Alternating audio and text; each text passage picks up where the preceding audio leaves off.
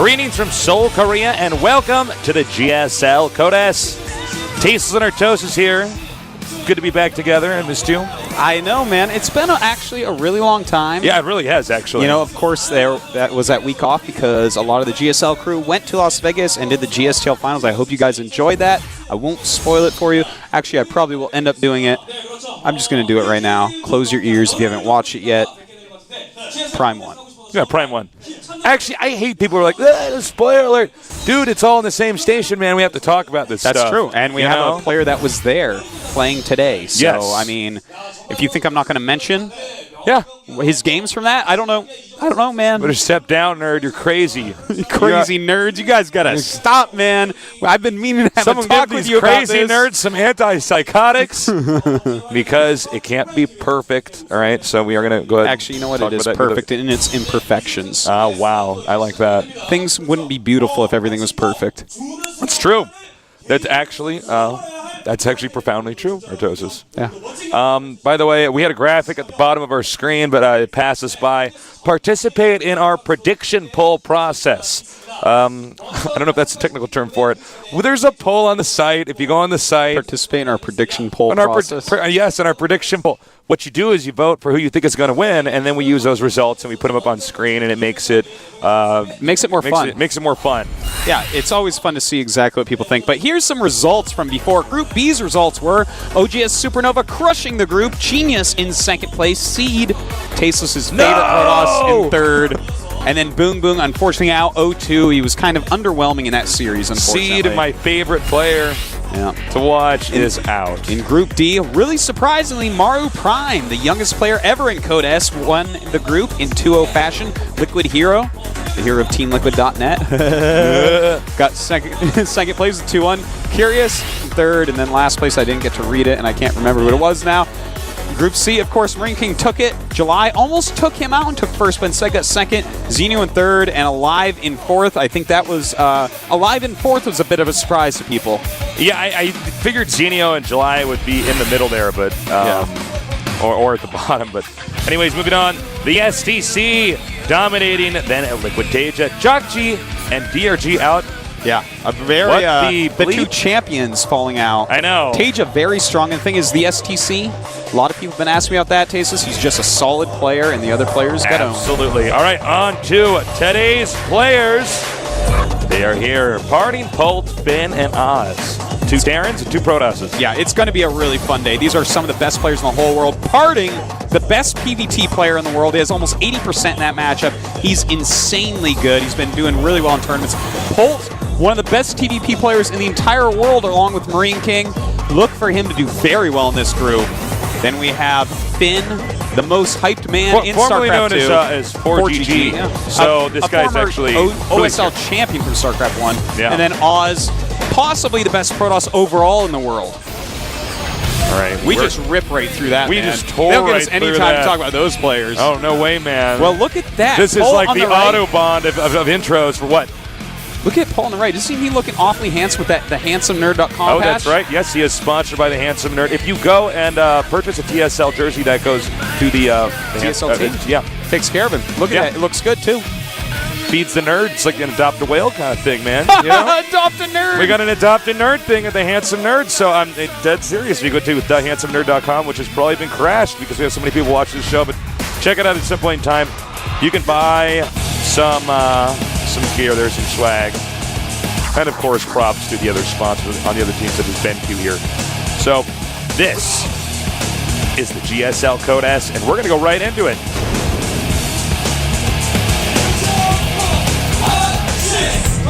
Right in the bottom left, we have our Protoss player. Very tough, especially in this matchup. His ID is... Startail Party.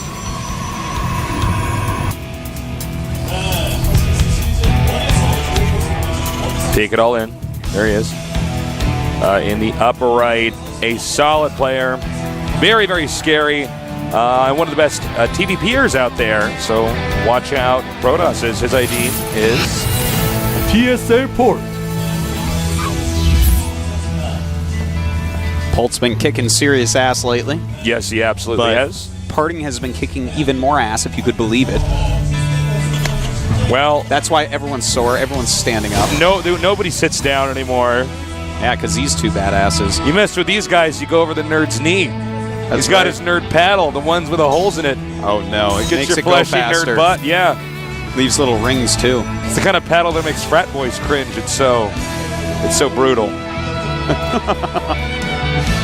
Well, you know, Parting is just a beast in this matchup. It's so rare to see him lose. The more bases he gets, the more likely it is he's going to win.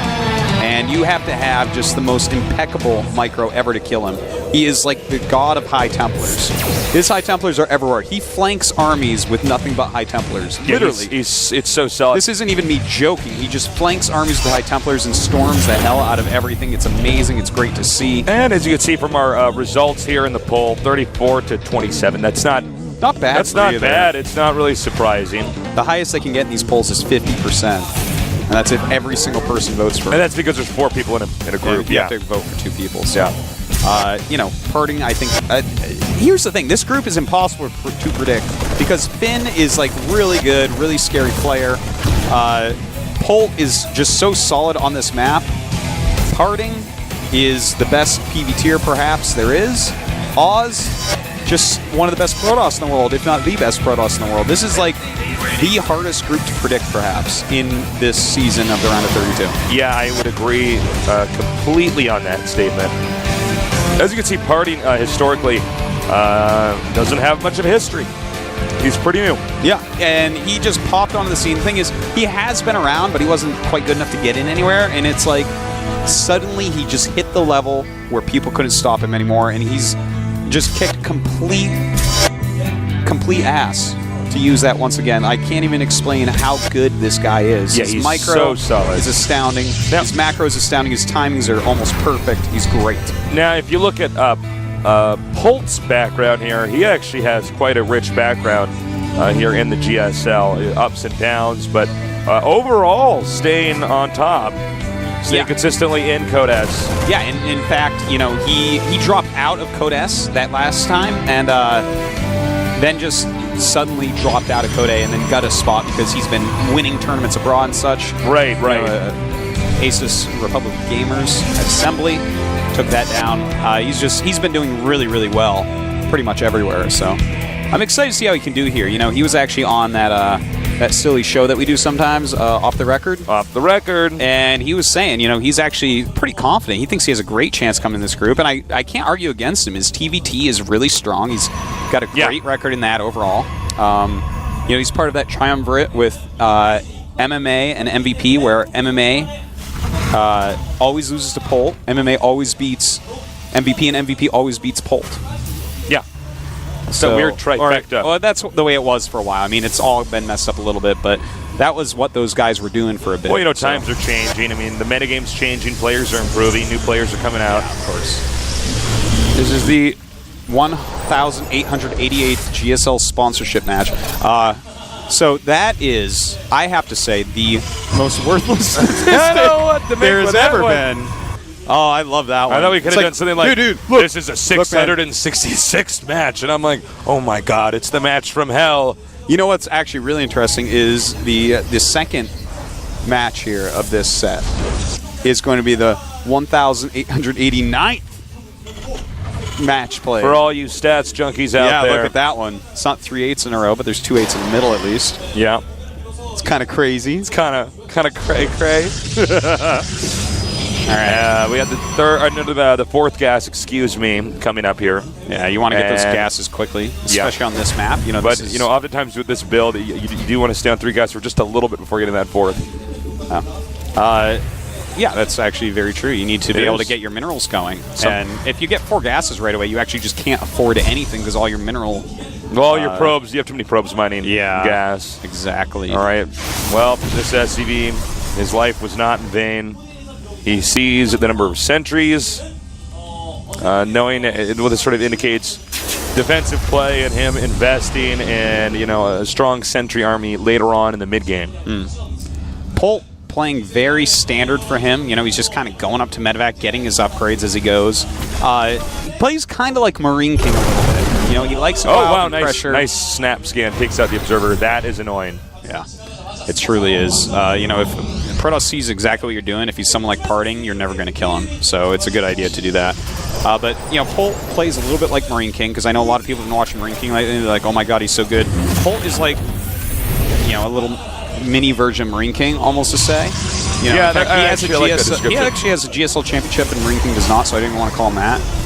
But he plays like a very aggressive micro-based style as well.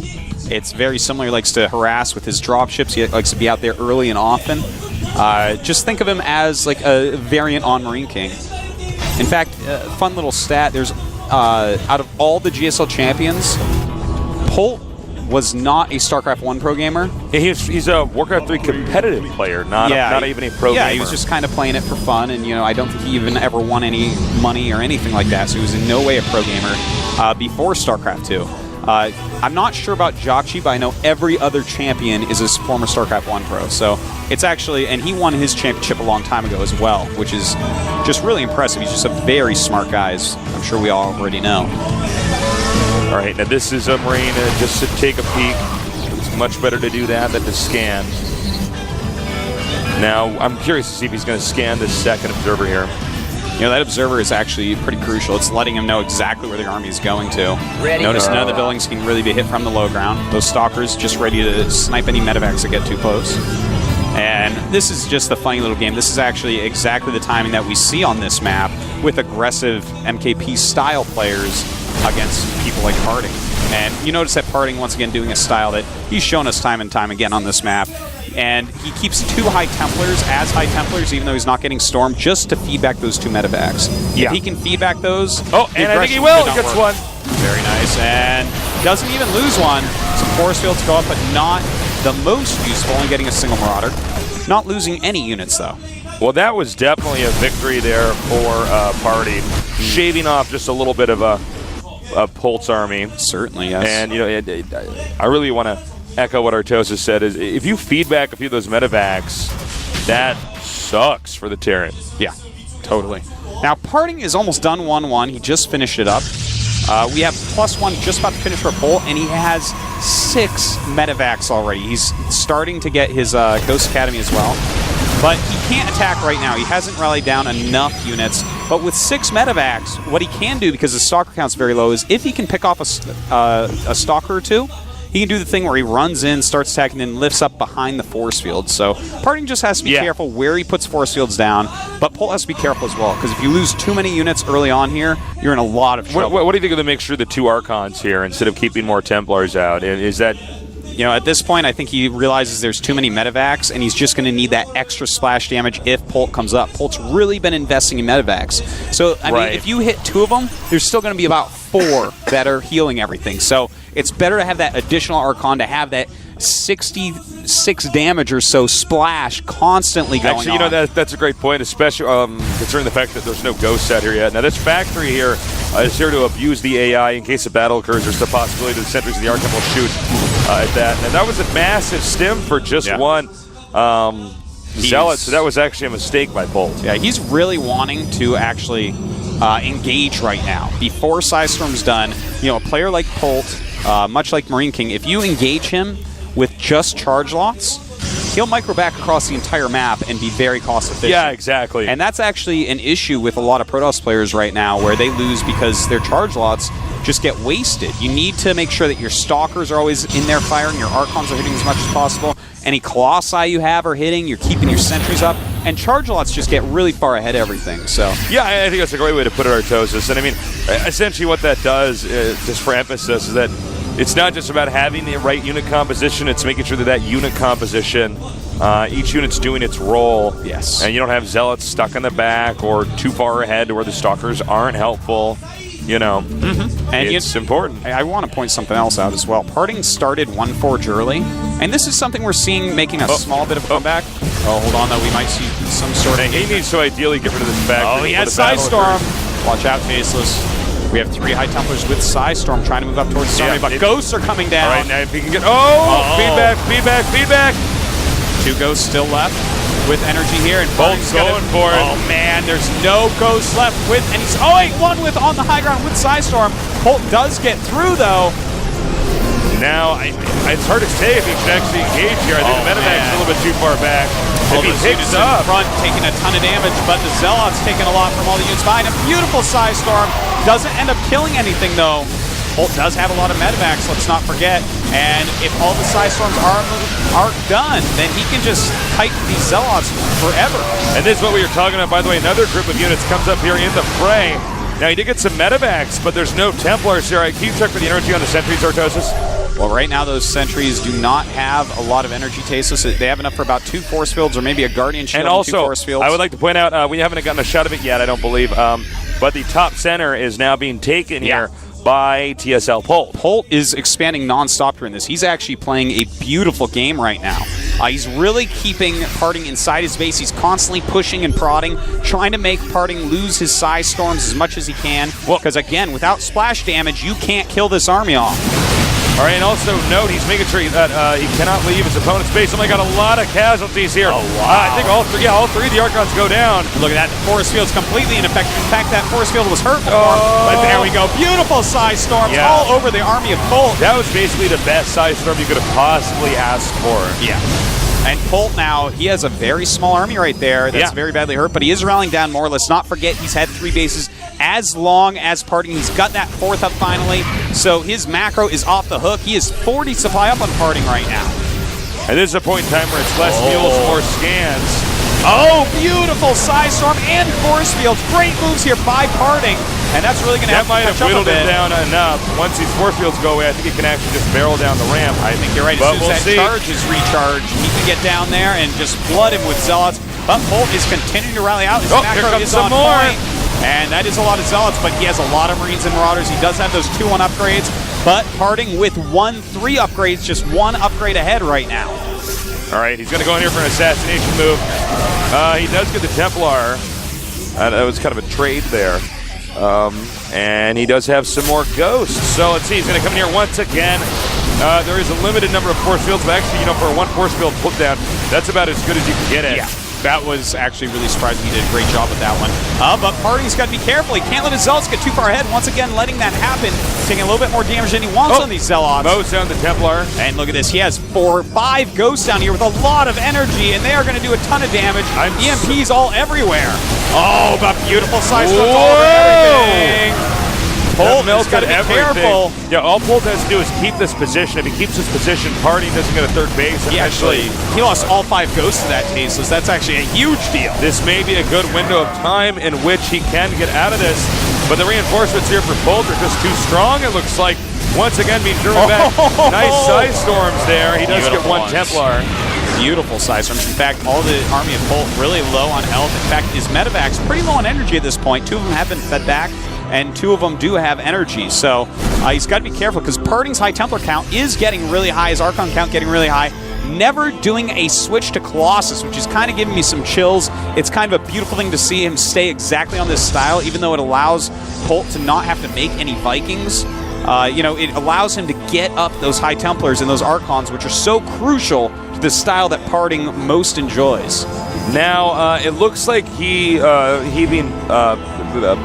Parting, is now building a Nexus at the bottom. The question is, will the Nexus finish? If the Nexus finishes, the game goes on. If Polt can manage to get in there, actually, Artosis, do me a vision check. Does he actually know about the Nexus at the bottom center?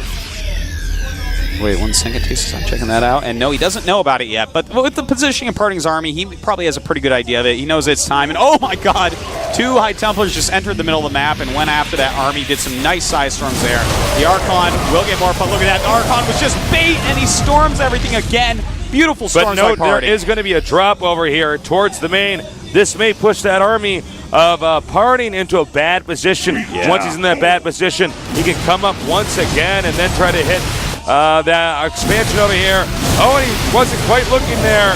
Oh, and both players have to be careful here, Tasteless. As you said, this is hard. Something's going on at the top expansion, Artosis. Yeah, he's got a couple Zealots harassing the 4th base of Polt, which is a great move. And in fact, he will clean up that 1 drop in his main base. In the meantime, Polt. Oh, Polt getting Psy Storm. Beautiful move by Parting. Once again, utilizing Mass High Templar to great effect, just whittling down the army of Polt. And as we see now, Parting for the first time this game has taken a supply lead. And once again, I get some nerd chills. He's taking out a few probes over here. This will be dealt with pretty easily. But also note that it looks like, as you can see in the upper left-hand side of the map, the expansion for Polt has been set up there as well, now turning that into a planetary fortress. So there's been a game where Polt's been on the attack the entire time, but it looks like slowly but surely. Oh, nice snipe. A lot of ghosts, man. That is 10 ghosts that he's walking around with right now. He realizes I have to fight fire with fire, or in this case, magic with magic. Yes. High Templars versus ghosts. Yes. Wizards versus warlocks. I don't know. Do ghosts actually use magic artosis? I think they actually use well, yes, they use magic. All right. Here we go. Oh, cloaking, and there is no observer right at this army. So these ghosts doing a lot of damage right now. He's got to be careful not to EMP them himself, and taking out those High Templars as they do come up. Beautiful kiting going on, despite all his Marauders being pretty deep in the red, and now his Ghost dealing a lot of damage. Since Parting does not see him, he does have an observer, but it's just behind that little group. That was a nice move by Polt. Let's not forget, though, Polt has almost no energy on these ghosts now. He has enough for some snipes, but that's it. He can't cast any EMPs right now. He may go in here and try to snipe the Nexus. Some Zealots over here harassing.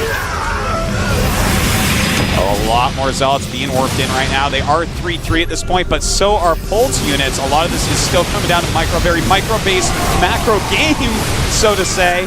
And he's got to be careful. This is a ton of Zealots right now.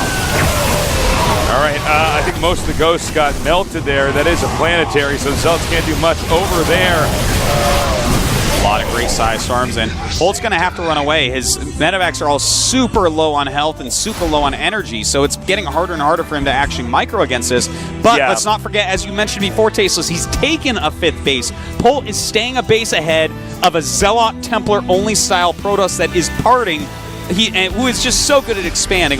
Very few Terrans in the entire world can expand more than Parting when he's going for this unit composition. Yeah, well, you know what Polt's done is he's kept the pressure on the entire time. Yeah. It's been beautiful, man. He's kept him in a complete contain. A few Zealots have gone out here and there to do some harassment, which has done a good job. But he's really controlling the flow. Unfortunately now, Parting is going to break out. They do have almost the exact same supply right now, so Polt has to be very careful with this. All right, nice micro over here, splitting his armies up. Getting the Zealots, the High Templar just not quite able to get in there and make that storm. Oh! Really good storm there, but he does clean everything up. Splitting, look at that beautiful split as if Banelings are after him. But instead he's trying to kill off High Templars. A lot of Archons and Zealots still coming. He's very low on health and does have to back up. Right now, Polt's got to be careful, though. A lot of his rally points are to the center of the map, but he doesn't care. He's just going to stim those rallied units and see if he can pick off some Archons here. And if he can, that'd be huge. By huge size storms killing off the whole left side of the army of Polt. And right now, Polt is in a lot of trouble. He only has 2 medevacs left over, and that is a bad, bad sign. Yeah, I mean, he's been incrementing those medevacs out the entire game, so to be knocked back that far, it's pretty huge. Now, I'm really wondering if he should have turned this into a planetary instead of an orbital. You know, I don't know that Parting is actually beatable on Entombed Valley. I just want to go out and say that right there. You might be right. Because Polt has actually played a much, in my opinion, better game than even Ranking did in that disconnect during the GSL finals. And still, he's down by 40 supply now. DTs. Oh, God. DTs being split up all over the place. Beautiful side storms all over the place. And Polt, he's microing his heart out, but his 4th base is basically going down, and the DTs are doing a huge amount of damage while the rest of his army can't even hold off. I think this might be the end here. I mean, those DTs killing the SCs, so it's not even clear if Polt is aware that his base is getting shredded up. 119 supply to 61. He lost the command center as well, Tasis, which is a rough beat right there. Polt's trying to get something going, but he's only got 60 supply. Now, luckily for him, Parting is low in supply as well, but he's still mining a decent amount, and the DTs are going to become super cost efficient because right now Polt wants to use mules. He's lost a lot of SCDs, he's lost a lot of economy, and it's turning into a very hard position for him. Yeah. We'll scan here, and look at that. DT will get out, no problem. That's rough, man. That's one less mule. He killed 3 SCVs as well, made him lose mining time. And now he can just go back in because a planetary isn't going to kill a single DT if you run him right away. Yeah, and he could even probably kill that SCV, making the turret. He times it out right. So how the tides have turned in this game, where it started out with Polt kind of having a lead, dominating, getting map controlled, and now eventually fighting all the way back over this location. Looks like the planetary goes down. Man. And I honestly, I would have GG'd. I don't know if Polt's going to keep trying, but Polt has no bases that have money. Yeah, that's exactly right. I mean, he's probably going to lift a command center if he wants to keep going, but I think right now he's saying, all right, well, I have a little bit of an army left. Can I out-micro him enough here? And we will see, but no, a plank of speed zealots. That is going to be probably it for Mr. Polt. This is just, it's too much, man. Too much damage, no matter how good his micro is. GG. Polt surrenders. Great game, actually. That was superb. Fantastic game. Polt was actually ahead for a huge chunk of that game, parting probably the best PvTer in the world on one of his best maps, on a map that most Terrans in Korea right now feel like it's very difficult to play against Protoss on, but Polt actually played just brilliantly. His expansion timings were on key, his micro was amazing, his pressure was great, his multitasking was out of this world.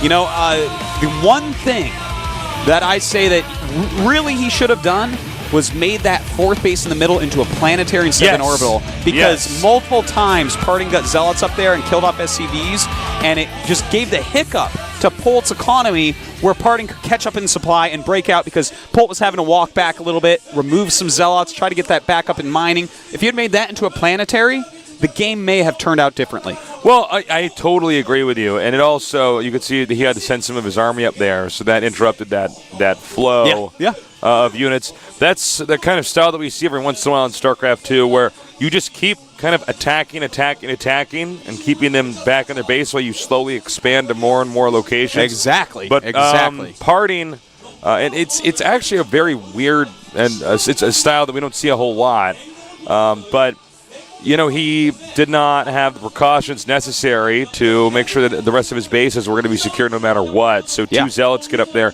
attack the SCVs, and from there, it's just a very difficult to recover. It shows how hard the style Polt just pulled off was and how well he did it, because Parting had the most mobile unit composition you can get in this matchup. You know, he had Charge Lots, he had Archons, he had High Templars. Those units are about as quick as you can get, as reactive as you can get. And Polt kept him in his base almost that entire game. Amazing play by Polt. Yep. Next map, going to be Antigua Shipyard. And based on how Polt played there, and how good that map is for Parting, I could see him taking this game for sure. I'm not saying for sure he'll take it, I'm saying absolutely Polt has the potential to take this game. Yeah, well, this is one of those maps, hard to get the fourth base, and if Terran can keep the same kind of pressure, well, then what are you going to do? You don't quite have as many options. We're here in game number 2.